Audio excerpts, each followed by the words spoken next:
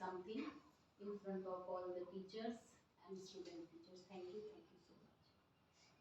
Respected Principal Ma'am, respected all the teacher of Chitragut School and our beloved student teachers.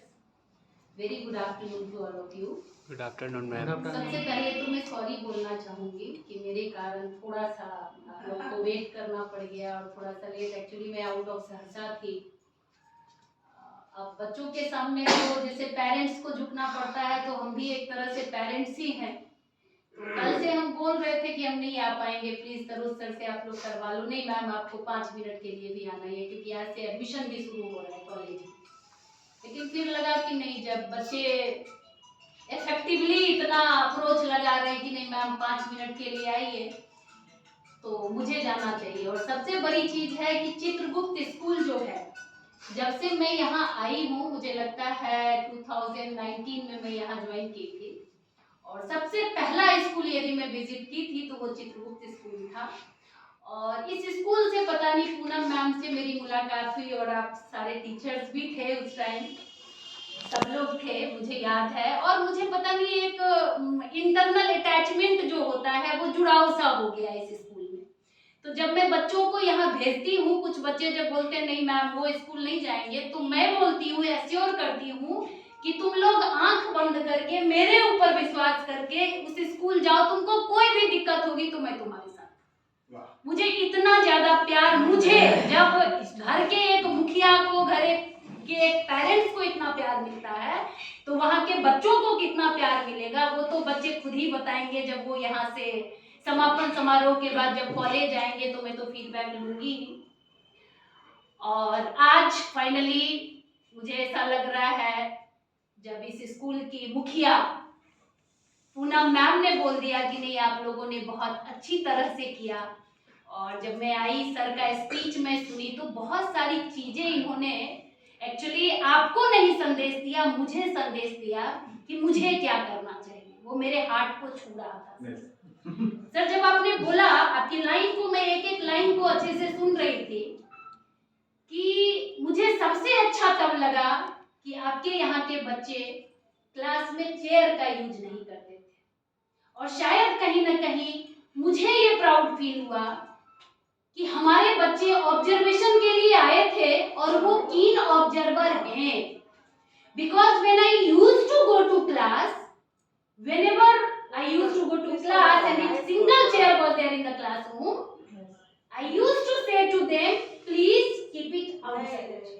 मैंने इनको कभी नहीं बोला कि आप चेयर पे बैठो या नहीं बैठो, मैं सिर्फ बोलती थी क्लासरूम में चेयर नहीं होना चाहिए, because teacher is only for teaching in the class, not for sitting. अगर हम बैठ गए तो जो भी हमारी ऊर्जा है, जो भी हमारी एनर्जी है, वो भी तो बैठ जाएगी ना। और क्लास में टीचर का एक शब्द, एक लेटर ई है जो कि एनर्जेटिक को शो करता है, कि यदि टीचर एनर्जेटिक ना हो तो हमारा क्लास इफेक्टिव नहीं होगा। और बैठने से तो एनर्जी का फ्लो जो है वो डाउनवर्ड जाता है, अपवर्ड तो आएगा ही नहीं।